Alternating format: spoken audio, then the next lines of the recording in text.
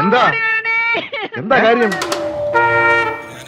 നിരവധി മാജിക്കുകൾ പലയിടത്തും നമ്മൾ സ്വപ്നം കാണാത്ത കാര്യങ്ങൾ നടപ്പാക്കാൻ എങ്ങനെ സാധിക്കുന്നു എന്നത്.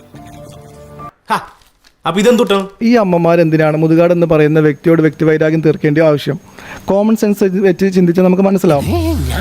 എനിക്ക് മനസ്സിലാവുന്നില്ല എന്തുകൊണ്ടാണെന്നുള്ളത്. മുതുകാട് പറഞ്ഞ സെയിം കാര്യമല്ലേ ഫിറോസ് ഇപ്പൊ പറയുന്നേ? പറയാനുള്ളത് മജീഷ്യൻ മുതുകാടിനെയാണ്. അദ്ദേഹം തുടക്കം കുറിച്ചത് എന്റെ പേര് പറഞ്ഞിട്ടാണ്. ഫിറോസ് കുന്നംപറമ്പിൽ 60-40 കമ്മീഷൻ വാങ്ങിക്കുന്ന ഒരു വ്യക്തി എന്ന് തുടങ്ങിയിട്ടാണ്. വേണ്ടദാസ, സ്വന്തം നിലമറന്ന് നമ്മൾ കളിക്കരുത്. ചെയ്യാത്ത കാര്യങ്ങളുടെ പേരിൽ ആരോപണങ്ങൾ ഉന്നയിപ്പിക്കപ്പെടുമ്പോൾ ഇനി എന്ത് ചെയ്യണം എന്ന് ഞാൻ സ്വയം ചോദിക്കാൻ തുടങ്ങിയിരിക്കുന്നു.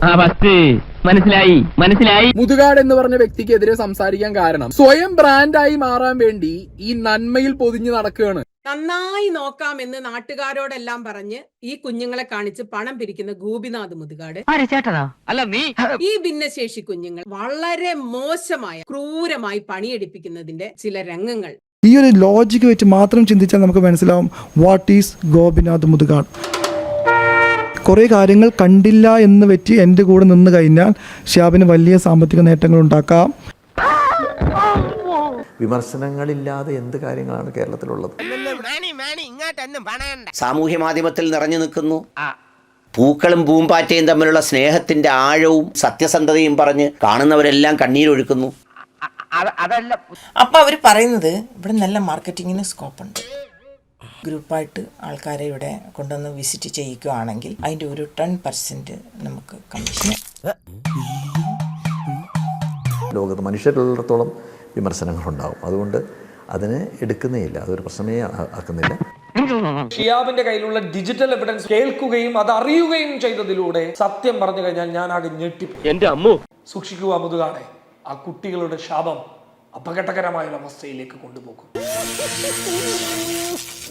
വെറുതെ അനാവശ്യമായ അപവാദങ്ങൾ ഉന്നയിക്കരുത്.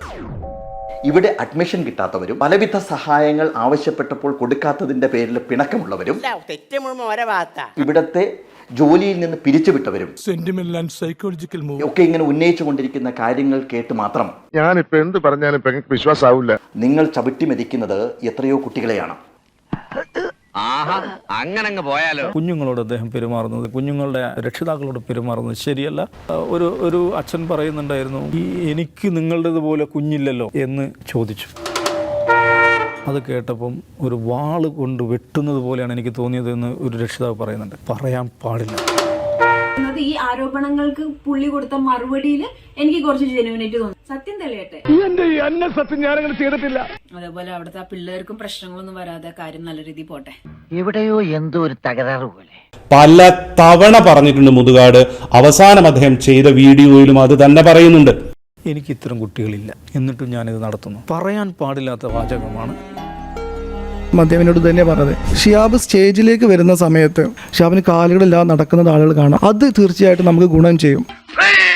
ഷിഹാബിനെ നടത്തിച്ചുകൊണ്ട് സാഹചര്യം സൃഷ്ടിച്ചതിന് ഗോപിനാഥ് മുതുകാട് പൊതുസമൂഹത്തോട് മാപ്പ് പറയണം. തീരുമാനം എനിക്ക് ഇപ്പൊ അറിയണം. അപ്പൊ കുറെ അധികം വ്യക്തത വരാത്ത ഏരിയ ഉണ്ട്. ആ ഏരിയ മുഴുവൻ വ്യക്തത വരുത്താനുള്ള ഉത്തരവാദിത്വം ഗോപിനാഥ് മുതുകാടിനുണ്ട്. ഒരു കയ്യബദ്ധം നാറ്റുകരുത്. സാറ് നിർബന്ധമായും ഈ 2 കാര്യത്തിലെങ്കിലും കേരള സമൂഹത്തോട് വിശദീകരിക്കണം.